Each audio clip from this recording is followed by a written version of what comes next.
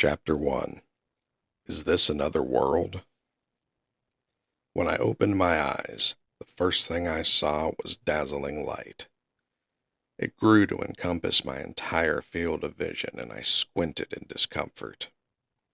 Once my vision adjusted, I became aware of the blonde young lady gazing at me. She was one gorgeous girl. Wait, no. She was definitely a woman.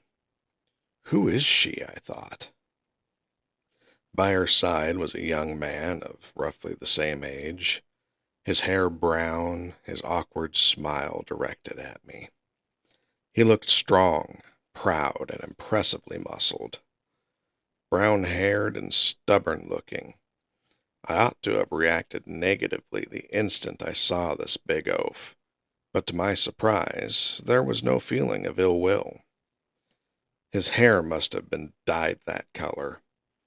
It was a very fetching shade of brown. The woman looked at me with a warm smile and spoke. Her words were oddly indistinct and difficult to make out, however. Was she even speaking Japanese? The man said something in reply, his face losing some of its tension. I likewise had no idea what he said. A third, unintelligible voice joined the conversation, but I couldn't see who was speaking. I tried getting up to figure out where I was and to ask these people who they were. And let me tell you, I may have been a shut-in, but that didn't mean I didn't know how to talk to people. But somehow, all I could muster was this. Ah! Wah! Nothing but garbled whining and moaning. And I couldn't move my body. I mean, I could sort of move my fingertips and my arms, but I couldn't sit up. The brown-haired man said something else, then suddenly leaned down and picked me up. This was absurd. I weighed over 100 kilos. How could he lift me that easily? Maybe I'd lost some weight after being stuck in a coma for a few weeks. That was a pretty nasty accident I'd been in, after all. There was a good chance I hadn't come out of it with all my limbs. For the rest of the day, I dwelled on a single thought. My life is going to be a living hell. Let's jump ahead a month. Apparently, I'd been reborn. The reality of my situation had finally set in. I was a baby. I was finally able to confirm that after being picked up and having my head cradled so I could see my own body. But why did I still have all of my memories of my prior life? Not that I was complaining exactly, but who would imagine someone being reborn with all their memories? To say nothing of that wild delusion actually being true. The two people I first saw when I came to must have been my parents.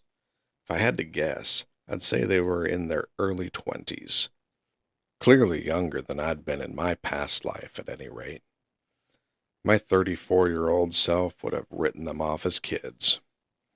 I was jealous that they'd gotten to make a baby at that age. Early on, I'd realized that I wasn't in Japan. The language was different, and my parents didn't sport Japanese facial features. They also wore what appeared to be some form of old-timey clothing. I didn't see anything that resembled home appliances. A woman in a maid outfit came by and cleaned with a rag.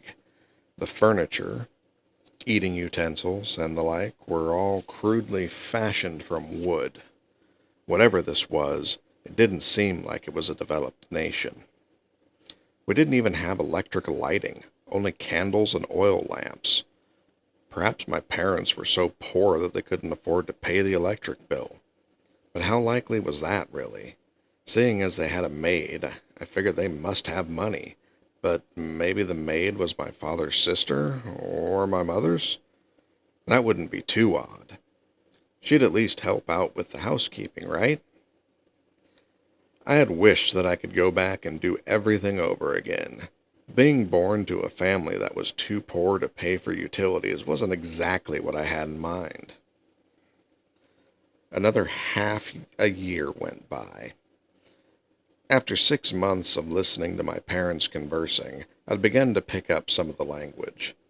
My English grades had never been great, but I guess it's true what they say about how sticking solely to your native tongue makes it harder to advance in your studies. Or maybe, given that I had a new body, my brain was better suited to learning this time.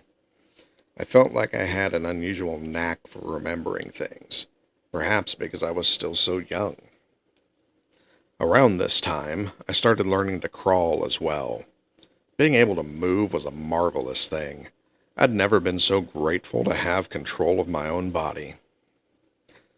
As soon as you take your eyes off him, he slips off somewhere, my mother said.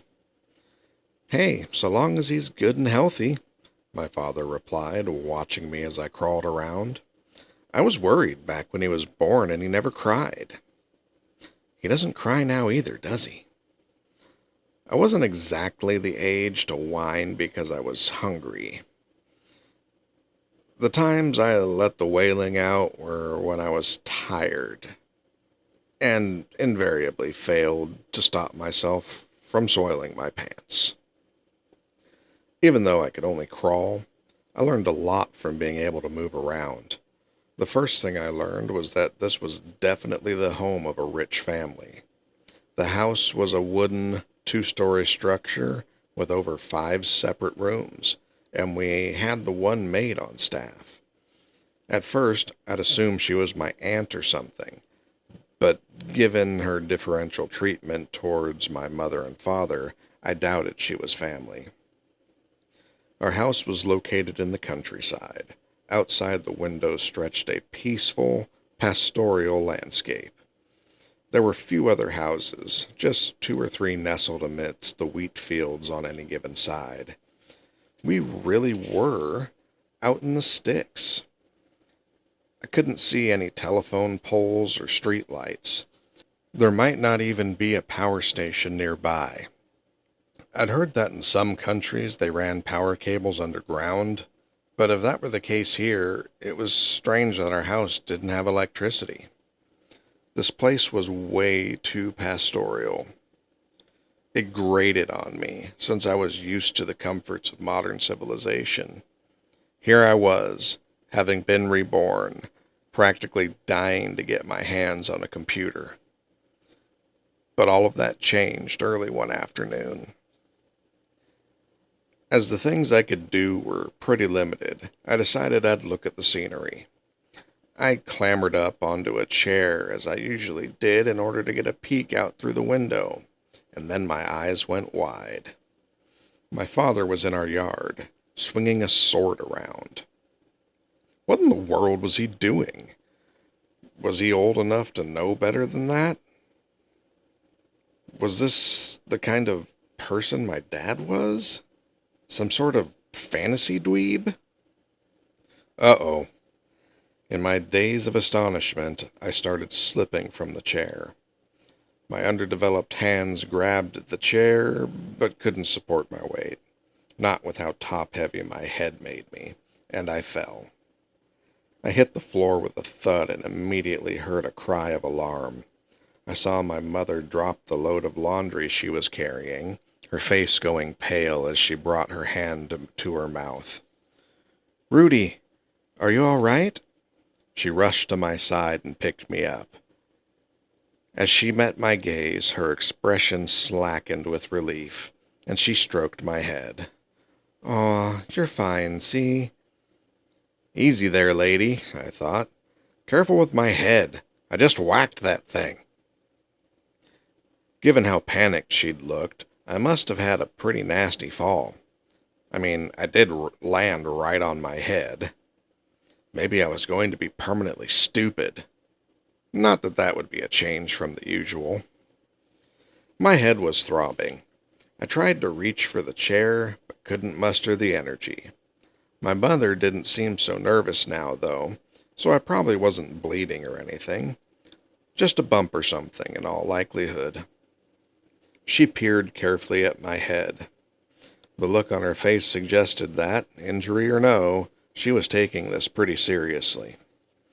Finally, she rested her hand atop my head. Just to be on the safe side, she began, let this divine power be as satisfying nourishment, giving one who has lost their strength the strength to rise again. Healing. What the heck? Was that this country's version of kissing a boo-boo to make it all better? Or was she another fantasy nerd like my sword-swinging father? Was this a case of the fighter marrying the cleric? But as I thought that, my mother's hand shone with a dim light, and the pain in my head was instantaneously gone. Buh? There we go, she said. All better. You know, Mommy used to be a pretty famous adventurer. Her voice rang with pride. My mind reeled in confusion, various terms whirling through my mind. Sword, fighter, adventurer, healing, incantation, cleric. Seriously, what the hell just happened? My father, having heard my mother's earlier scream, poked his head in through the window. What's the matter? He asked. He was sweating, probably from swinging that sword of his around. Honey, you have to be more attentive, my mother chided. Rudy managed to climb up onto the chair. He could have been seriously hurt. My father seemed much more composed. Hey, boys will be boys. Kid's got a lot of energy. This was a sort of back and forth that was pretty common with my parents. But this time, my mother wasn't simply backing down, probably because of how I hit my head. Honey, he isn't even a year old yet. Would it kill you to show some more concern? It's like I said, falling and stumbling and getting bumps and bruises is how kids grow up to be tough. Besides, if he does get hurt, you can just heal him. I'm just worried he might get hurt so badly I can't heal him. He'll be fine, my father assured her. Mother clutched me more tightly, her face going red. You were worried early on about how he wouldn't cry. If he's this much of a little scamp, then he'll be fine, my father continued. And then he leaned in to give my mother a kiss. All right, you two, get a room, will ya? After that, my parents took me into the other room to put me to bed, then headed upstairs to make me a baby brother or sister. I could tell because I could hear the creaking and moaning coming from the second floor. I guess there was life outside the internet. And also, magic? In the wake of all that, I paid extra close attention to the conversations my parents had with one another and the help.